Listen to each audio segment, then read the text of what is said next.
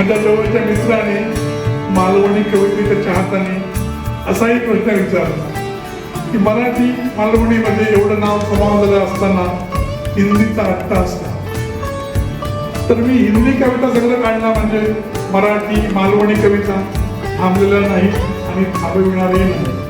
सुरुवातीस माझी ओळख कवी म्हणून झाली. ती माझी पहिली कविता मालवणी माझी माय ती पहिली तुमच्यापुढे सादर करतो. मला हिंदी काव्य संग्रह करण्याची प्रेरणा कुठून मिळाली त्याचं ते उगम आहे. माझी माय ही कविता मी शाळेत असताना लिहिली होती आणि तुम्हाला सांगतो आईच्या पुढ्यात कविता वाचण्याची माझी पहिलीच वेळ आहे.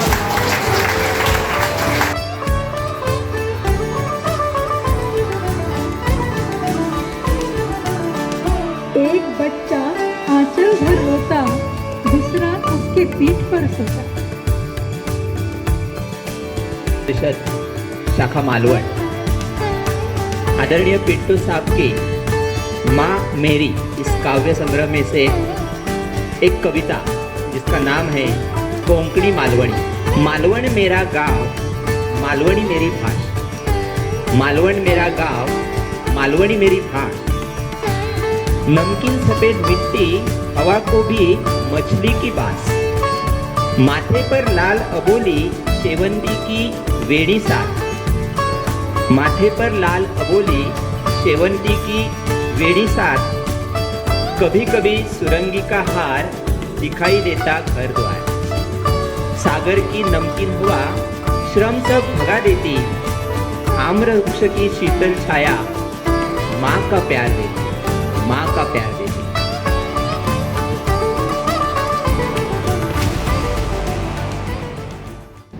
आज सुट्टीचा दिवस आहे.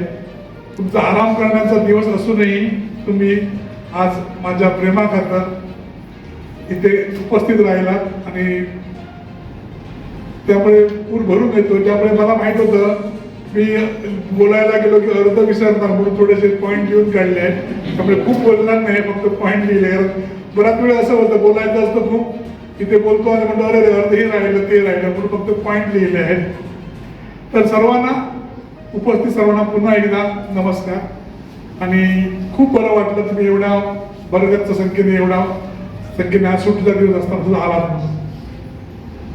सुरुवातीस माझी ओळख कवी म्हणून झाली.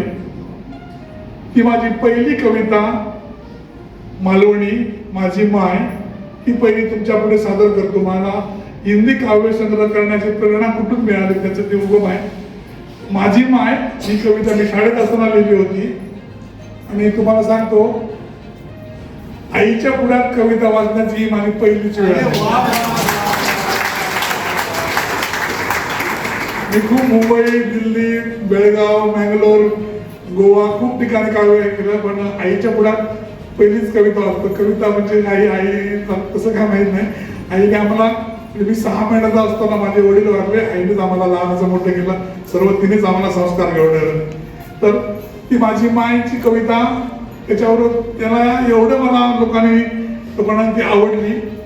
ती कविता तुम्हाला सादर करतो. पहिली मराठी आणि स्वामी समर्थ म्हणून गेले आहेत.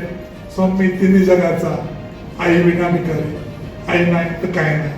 तेच सांगणारी माझी मालवणी कविता माय. आई नाही माय त्याचा खै काय नाही. आई नाही माय त्याचा खै काय नाही.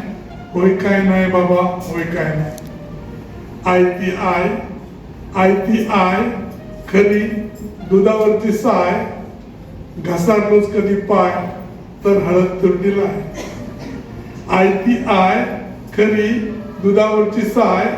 घसारलोच कधी पाय तर हळद तुरटीला आहे. लगीन करून आणले तर का पटकन कळणार नाही. बायको येईल या घराकडे जायचं आम्हाला.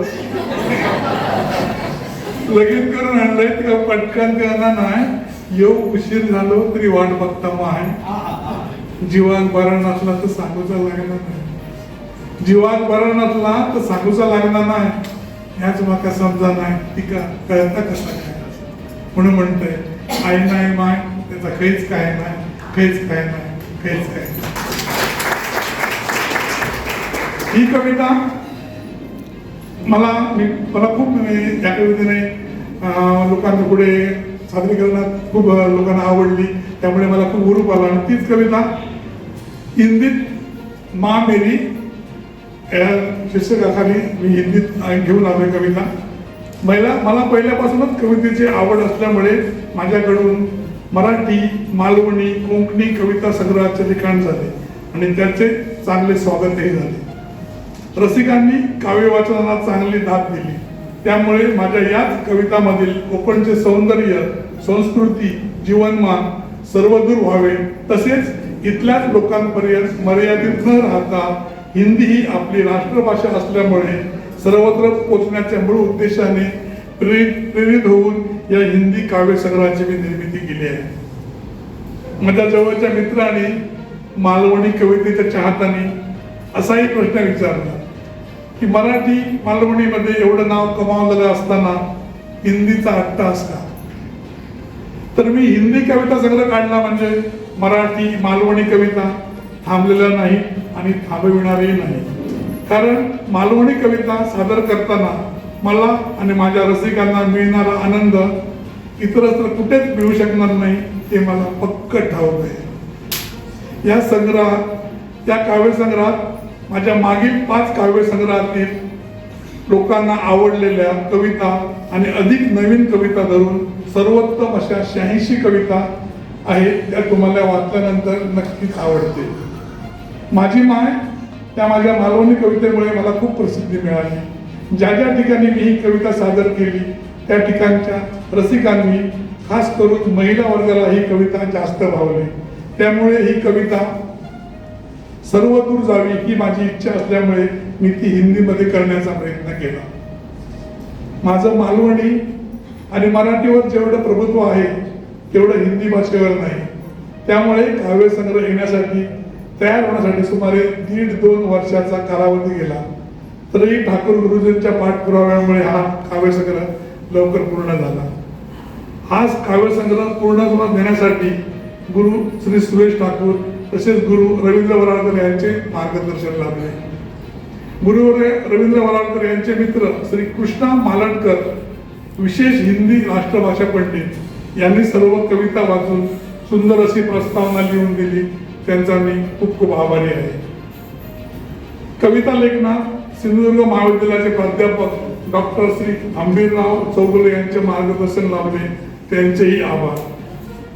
सगळ्या कविता सुव्यवस्थित आणि व्याकरण दृष्टीने योग्य करण्यासाठी टोपीवाला हायस्कूलच्या सेवानिवृत्त शिक्षिका श्रीमती मयुरी मदन भिसे, MA हिंदी, यांनी आत्मीयतेने हे काम पार पडले. त्यांचा मी ऋणी आहे. सत्वशी प्रकाशनचे श्री प्रमोद कोणकर साहेब यांचे विशेष आभार. त्यांनीच सुंदर आणि वाचनीय असा काव्य संग्रह वेळेत आणि माफक काळात तयार करून दिला. त्यांचे खूप खूप आभार.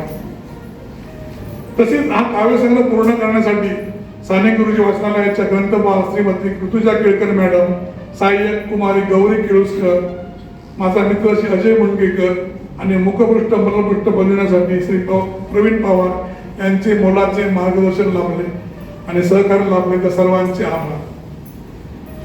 जसे तुम्ही माझ्या मराठी, मालवणी, कोकणी कवितेवर प्रेम केले तसेच प्रेम माँ मेरी या काव्य संग्रहावर मिळेल असा माझा पूर्ण विश्वास आहे. पुन्हा एकदा सर्वांचे आभार मानतो.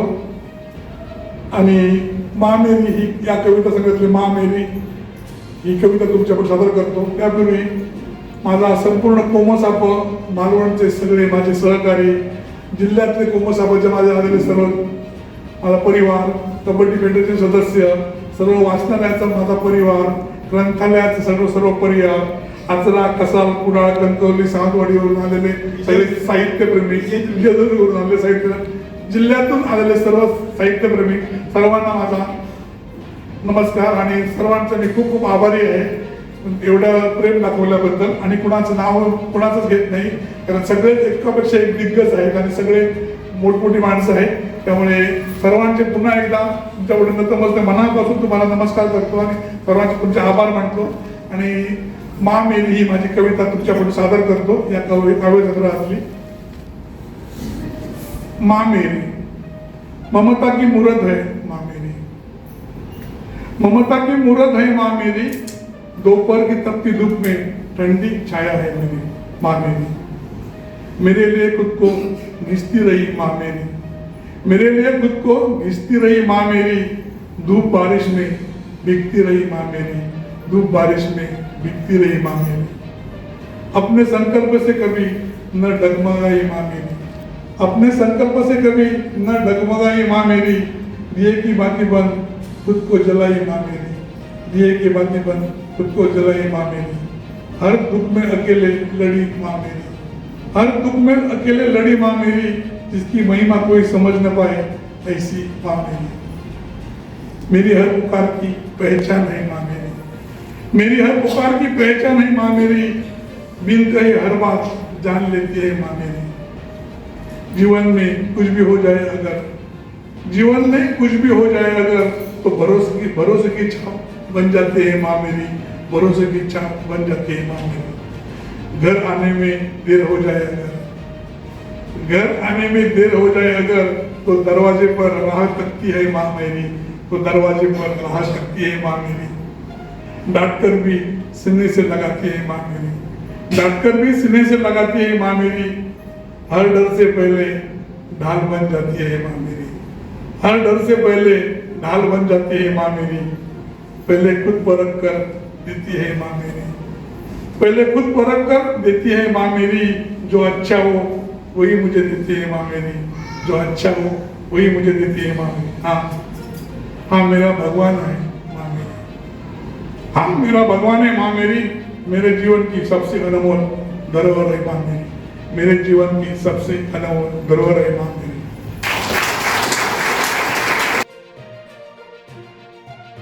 आजचे हिंदी कवी आतापर्यंत त्यांना मालवणी म्हणत होतो, परंतु हिंदी भाषेच्या क्षेत्रात त्याने शुभारंभ केलेला.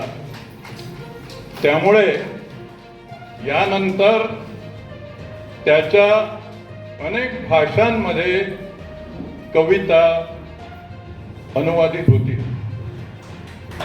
कारण हे चौथ्या भाषेमध्ये त्यांनी लिहिलेलं आहे. पहिली भाषा मराठी होती, नंतर कोकणी होती आणि मालवणी होती, आणि त्यानंतर त्याने हिंदीच्या क्षेत्रामध्ये, हिंदी काव्याच्या क्षेत्रामध्ये तो पदार्पण करतोय, याचा मला अतिशय आनंद होतोय. त्याचं मी अभिनंदन करतो. दुसरी गोष्ट म्हणजे ह्या कार्यक्रमाच्या प्रारंभी आपल्या कवीला रोझारिओ पिंटो याला, ज्याने सर्वतोपरी कष्ट सोसून त्याला उत्तम कवी, उत्तम उद्योजक आणि उत्तम माणूस बनवलेला आहे, त्याबद्दल या कविता संग्रहाला ज्याचं शीर्षक दिलेलं आहे त्या माय माऊलीला सर्वप्रथम तिला नमस्कार करतो. याचं कारण असं की त्यांच्या हा जो कविता संग्रह आहे, माँ मेरी असं त्यांना नाव दिलेलं आहे, यामध्ये पिंटो याच्या अनेक कविता, इतर कविता संग्रहातील निवडक कविता त्याचा अनुवाद त्यांनी केलेला आहे. आणि यामध्ये प्रामुख्याने आपण जर बघितलं तर या कविता संग्रहाच्या दृष्टिकोनातून विचार करताना मातृप्रेमाचा अखंड झरा त्याने वाहत ठेवलेला आहे. आणि त्यामुळे हा कविता संग्रह एक उत्तम आदर्श संग्रह ठरावा. कदाचित उद्या या संग्रहाला हिंदी शिक्षक सनद किंवा ह्या ज्या हिंदीच्या परीक्षा असतात त्यासाठी याची शिफारस होण्याची शक्यता अशाच, कारण यापूर्वी SYBA ला त्याचा आम्ही मालवणी हा कविता संग्रह लावलेला आहे. तसंच गोवा राज्य सरकारने आपल्या पाठ्यक्रमामध्ये त्याच्या कविता घेतलेल्या आहेत आणि त्यामुळे पिंटो हा कवी सर्वदूर पोचलेला आहे आणि त्याच्या याही नंतर तो भारतभर त्याचं तो पसरेल. एक कवी म्हणून त्याचं नावलौकिक व्हावं अशी माझी मनोमन इच्छा आहे. आता एवढं झाल्यानंतर मा मेरी या कविता संग्रहाबद्दल अगदी थोडक्यात मी सांगतोय. यामध्ये मा मेरी ही जी कविता आहे ती कविता म्हणजे मातृभक्तीचा एक सुंदर आविष्कार आहे. आई हे मुलाचं परब्रह्म असतं. माणूस जो उभा राहतो, आपला उत्कर्ष करून घेतो, प्रगती करतो, त्याच्या पाठीमागे आईच महत्वाचा आधार आहे. त्याच्या भावनांचं पोषण, त्याच्या विचारांचं पोषण ही आईच अधिक करते आणि त्यामुळे कुटुंबातील पहिला जर गुरु कोण असेल तर ती म्हणजे आई. आणि हे लक्षात घेतल्यानंतर त्याची जी कविता आहे मालवणीमध्ये जी कविता आहे, आय नाय माय त्याचा खरा नाय काय, होय काय नाय बाबा होय काय, तर त्या ही सुद्धा कविता तशाच प्रकारची आहे. आणि बऱ्याचशा त्याच्या ज्या कविता आहेत त्यामध्ये मातृप्रेम आहे. त्यानंतर आजच्या राजकारणाबद्दल सुद्धा त्यांनी काही कविता लिहिलेल्या, निवडणुकीच्या संदर्भातही आहे. त्या उदाहरणार्थ मालवणी मी सांगतोय कारण मालवणी कविता संग्रहाला मी प्रस्तावना लिहिली. आम्ही मालवणी, माझ्या दृष्टीने आम्ही मालवणी हा कविता संग्रह हा त्याचा एक मानबिंदू आहे आणि त्यामुळे त्याला सर्वप्रथम मुंबई विद्यापीठामध्ये मान्यता मिळाली. त्यामध्ये त्यांनी जे कविता लिहिलेल्या आहेत त्याच्यामध्ये मातृप्रेमा बरोबरच आज राजकारणाला आलेली जी मरगळ आहे ती मरगळही त्याने दाखवलेली आहे. निवडणुकीचं राजकारणही त्याच्यामध्ये आहे. काही नवीन सुभाषित त्यांनी मालवणी बोलीमध्ये दिलेली आहे. मराठी भाषेला, मराठी भाषेमध्ये काही नवीन म्हणी किंवा नवीन सुभाषित दिलेली आहे. त्यापैकी एक म्हणजे निवडणुकीली जवळ आणि गावतात इतक्या कवळ. मला ते खूप आवडलेलं आहे आणि अशाच प्रकारची कित्येक त्याची जी सुवचन आहे ती सुभाषित आहेत, त्याचा आपण विचार केला पाहिजे. त्यानंतर त्याच्या कवितेमध्ये मानवी स्वभावामध्ये विसंगती असते आणि त्या विसंगतीला बरोबर टिपण्याचं सामर्थ्य पिंटोमध्ये. जिथे जिथे स्वभावामध्ये विसंगती आहे, ढोंगबाजी आहे, त्या ठिकाणी पिंटोने त्यावर कविता लिहिलेली आणि त्यामुळे या कविता वाचताना फार काही डोक्याला ताण पडत नाही. अगदी सोप्या कविता, सहज समजतील असं.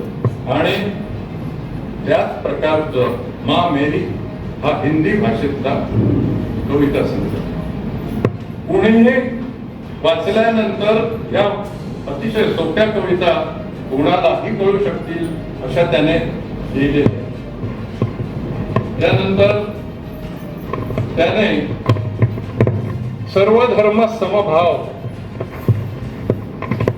हे एक तत्व जे आहे, मानवी मूल्य आहे. आपल्या शिक्षण क्रमामध्ये काही राष्ट्रीय जीवन मूल्ये मानलेली आहे, नैतिक जीवन मूल्ये मानलेली आहे आणि प्रत्येक पाठ ज्यावेळी आपण वाचतो त्यावेळी ती नैतिक मूल्य त्याचा संस्कार करण्यासाठी तो लेख किंवा ते नाटक असेल किंवा काय असेल हा मूल्य संस्कार करावा यासाठी आपल्याला आजचा पाठ्यक्रम किंवा आजची जी पुस्तकं आहेत, विशेषतः गद्य पद्य हे जे वेचे आहेत, त्यामध्ये एकच एक आदर्श अशा प्रकारचे जीवन पद्धती कशी असावी ते आपल्याला पाठ्यपुस्तकावर. आता यांनी व्यक्तिचित्रणात्मक कविता बऱ्याचशा लिहिलेल्या आहेत आणि त्यामुळे उत्तम व्यक्तिचित्रण करणारा कवी कोण, तर मी म्हणेन रुदारिओ पिंटो.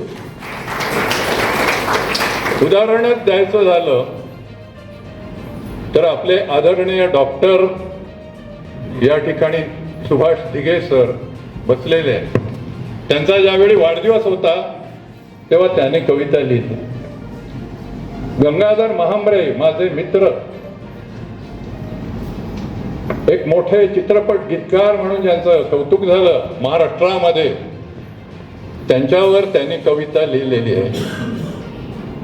आणि एवढंच नव्हे तर संपूर्ण मालवण तालुक्यामध्ये जेव्हा जेवढे समारंभ असतात, जेवढ्या संस्था आहेत शिक्षण संस्था, त्या शिक्षण संस्थेचा वाढदिवस असो किंवा काही मुख्य समारंभ असो, स्मरणिका असो, पिंटोची कविता त्यामध्ये असलीच पाहिजे. यानंतर दुसरी गोष्ट म्हणजे पिंटोला ढोंगबाजीची चीड आहे, दांभिकतेची चीड आहे आणि ती चीड त्याच्या कवितेमध्ये वारंवार दिसून येते. त्यानंतर ईश्वरनिष्ठा ही त्याच्या कवितेचा एक स्थायी भाव आहे आणि त्यामध्ये देऊळवाडचा रामेश्वरावर जेवढी भक्त श्रद्धा आहे, येशू ख्रिस्तावर जेवढी श्रद्धा आहे, तेवढीच गणपतीवर श्रद्धा आहे आणि त्यामुळे गणपतीची आरती सुद्धा त्याने लिहिलेली आहे. तेव्हा मी त्याच्या कवितेचा अगदी बारकाईने अभ्यास केलेला आहे, कारण प्रस्तावना लिहावी लागली. तो उत्तम कथा लेखक आहे पण कथा लिहित नाही, त्याला पारितोषिकं मिळालेली आहे कथा लेखनाची. बुमरँग नावाचा एक उत्तम कथा संग्रह आहे. तर अशा हा अत्यंत गुणी स्वभावाचा, परोपकारी, औदार्य ज्याचा गुण आहे. कुठलंही कवी संमेलन असू द्या किंवा कोमा सापचं संमेलन असू द्या, मासे पुरवण्याचं काम त्याने नेहमीच केलं. हा आदर्श खरोखरच कौतुकास्पद आहे. कुठेही असू दे, कुडाळला असू दे, सावंतवाडीला असू दे किंवा मालवणला, ही गोष्ट त्याच्याकडून घेतली पाहिजे. त्यानंतर त्याने लघुउद्योजकांना उभे केले, हे त्याचं काम खूप मोठं आहे. या कविता संग्रहामध्ये ज्या कविता आपण वाचतो त्यामध्ये त्याच्या मित्रांचा उल्लेख आहे आणि अनेक मासळीच्या क्षेत्रामध्ये जे लघुउद्योजक आहेत, मासे विकणाऱ्या बाया असतील किंवा आणखी कोणी असतील, तर त्यांना पिंटो सीफूडच्या गाड्या रत्नागिरी पर्यंत प्रवास पहाटे 3-4 वाजल्यापासून ते जातात. अनेक छोट्या लघुउद्योजकांना त्याने उभे केलं आहे. याबद्दल त्याचं खरोखरच कौतुक करणं आवश्यक आहे. या गोष्टी कोणी करत नाही, परंतु त्याने ते केलेलं आहे आणि त्याचबरोबर आपला उद्योग सांभाळून साहित्याच्या क्षेत्रामध्ये त्याची जी भरारी आहे ती कौतुकास्पद आहे. त्याला मी उदंड दीर्घायुष्य चिंतितो. त्यांच्या कुटुंबियांना सुद्धा मी त्यांना उदंड दीर्घायुष्य लाभो अशी मी ईश्वरचरणी प्रार्थना करतो आणि माझं भाषण संपवतो.